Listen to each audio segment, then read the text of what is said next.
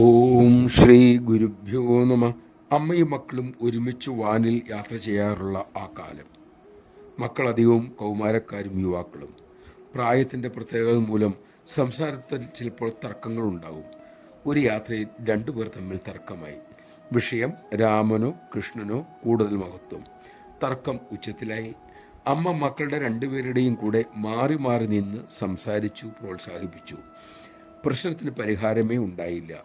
തർക്കം നീളുന്നത് കണ്ട് അമ്മ പറഞ്ഞു, മക്കളെ മതി, നിർത്ത്.